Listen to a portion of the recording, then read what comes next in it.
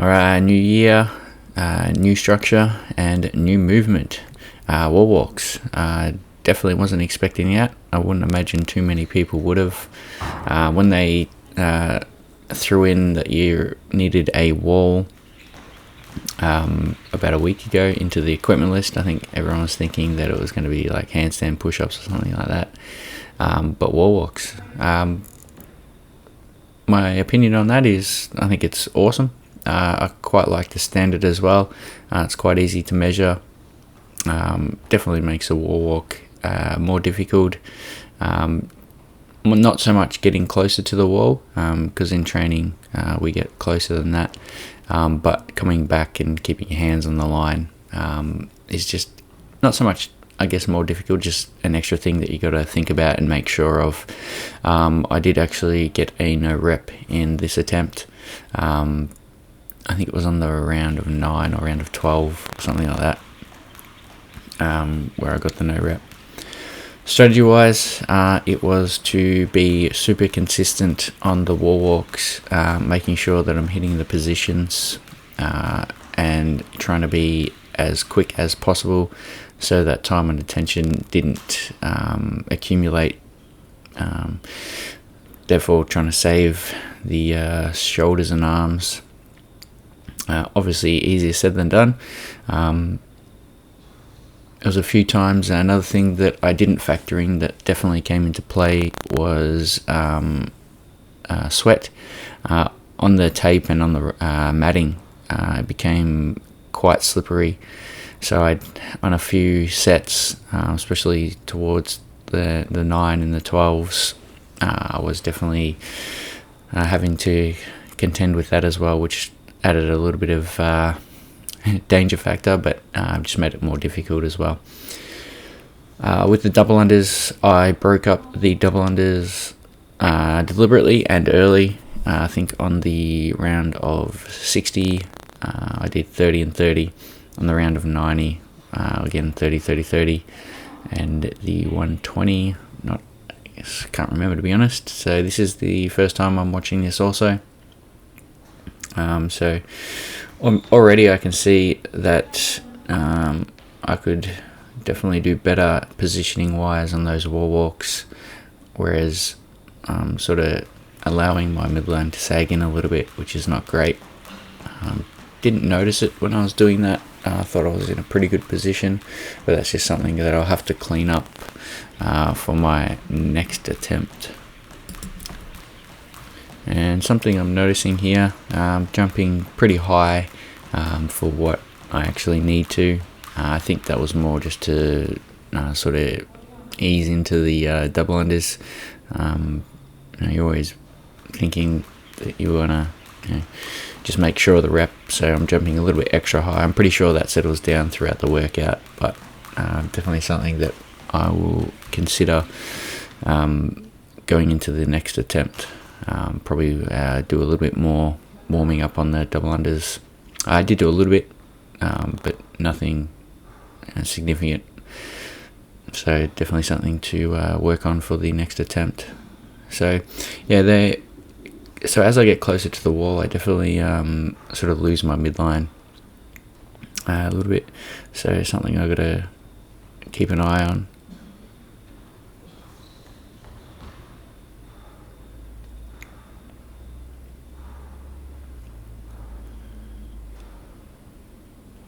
So here, again, just trying to stay consistent, making sure that I'm trying to keep each wall walk the same. So this is where it starts to accumulate those wall walks. And looking at it, I think I'm pretty consistent on the way to the wall. It's on the way back and at the wall where I got to definitely make sure I'm a little bit more consistent with each rep, not losing the midline. I'm not sure what the temperature is going to be on my next attempt, but hopefully I don't have to deal with as much sweat as this time around, which hasn't quite come into play as yet, but definitely does in the second half of the workout. My intention for this one, when I first heard it, I was like, oh, I've done quite a bit of wall walks and been doing quite a bit of double under workouts, like under fatigue or under duress. So my intention was to get into the 21s, into the wall walks of the 21s. And that's where I thought I definitely could achieve if I was, pushing really hard. Hopefully, get at least a few reps into the 21. So at the end, that was my intention for the workout, and we'll see how I go, see if I get there.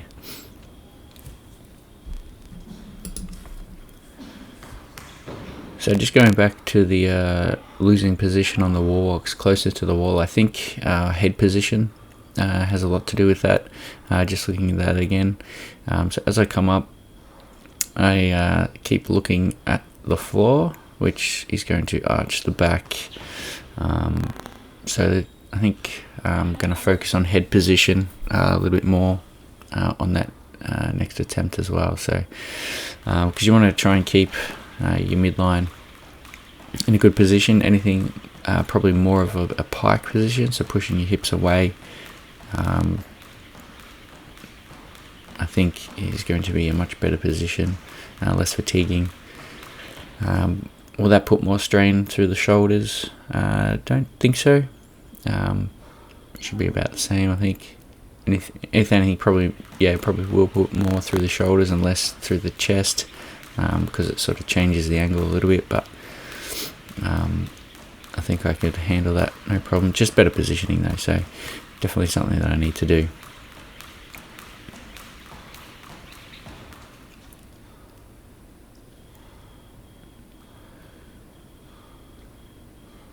So here was the deliberate break, resting probably a little bit too long.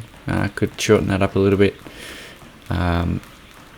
So with the no rep that I receive, I think it's in this round or the next, and just being really super conscious of transitions and rest time, I definitely believe I can better my score on the next round.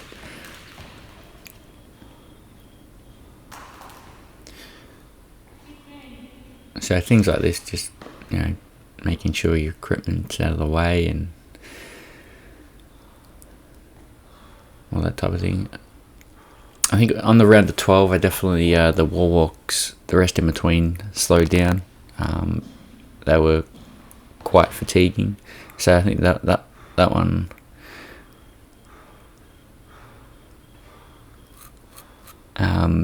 was where I slipped as well. So now this is where the sweat starts to come into play. I was actually quite surprised on how sweaty I got. Actually, it was quite warm, but I wasn't expecting it to be that sweaty. In regards to how I felt throughout the workout, I definitely, when I was doing it, was more conscious of muscular fatigue than my heart rate. So I would consider this more of a muscular fatigue workout than a sort of cardio or conditioning sort of piece. But having said that though, looking at my max heart rate and average heart rate, was actually quite high. I think my max heart rate was 189, which I found really surprising. So yes, I thought I was out of breath, but it wasn't super uncomfortable. It was definitely uncomfortable, but not. I've done conditioning workouts where I've been a lot more fatigued cardiovascular wise than this. So I was quite surprised to see how high my max heart rate was and average heart rate, because I definitely thought it was more of a muscular fatigue type workout than anything else. So here's where I start to struggle a little bit with the wall walks. They start really slowing down, and that's where I believe I got the no rep. So time taken, if I take that no rep out, again, there's 30 seconds that I can gain from the next attempt.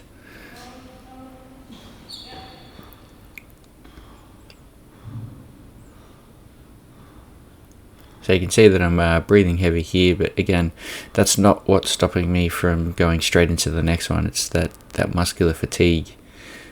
So it was an interesting work. I actually really enjoyed this one from all sides, doing wall walks.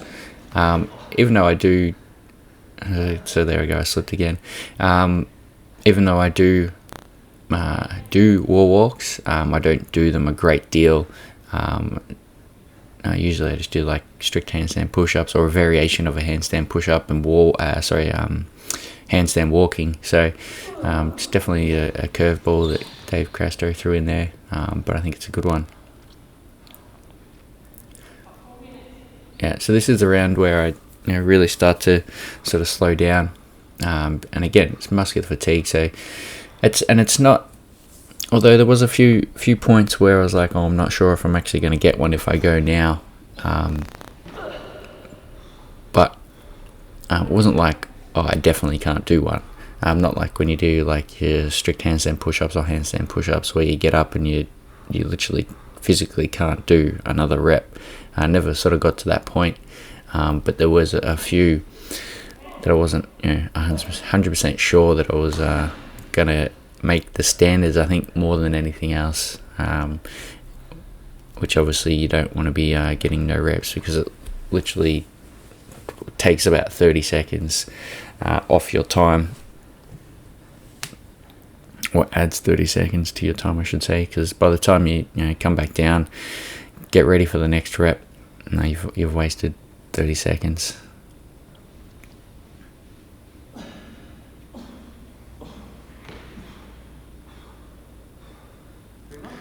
So 3 minutes left. I think I got a couple more reps, 2 or 3 I believe, on the 15s.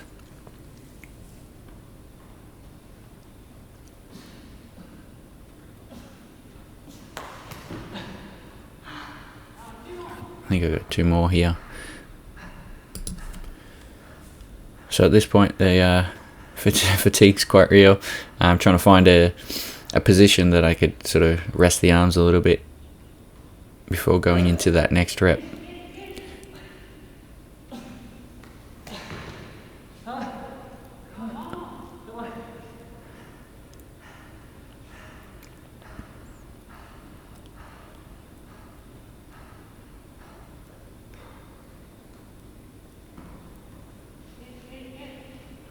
So yeah, head position I think I've got to definitely clean up as well. I'm just going to put my body in a better position. So 13:08 into the last set of double unders that I will attempt. So I was trying to do big sets. I think I got 50 on the first set, and then take a short break. At this point, I believed that I was going to be able to get through the 150 double unders, but I knew I had to push hard. Even though I was going to break, I'll check how long I rested for, but so what's that? Tried to keep the rest pretty short, so that's 5 seconds, 6, 7, so about 7 seconds rest, which is not too bad. So yeah, I definitely needed to rest, that's for sure. But 7 seconds is not too bad. Then that was a set of 25.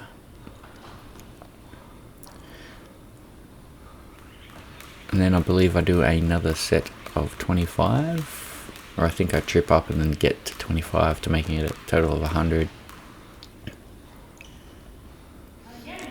So again, trying to keep that rest short. Yep, not bad, not bad. If you're going to rest, you have to rest, but you definitely want to try and keep that time down. So overall, I end up with, I think, 117 out of 150 double unders. Definitely room for improvement, obviously. Things I can do better is less rest. Obviously, the no rep takes out of that. So without even taking out the no rep, I could have finished that 150 getting into my intention, which was the 21 handstand walks. But we'll see how we go next time.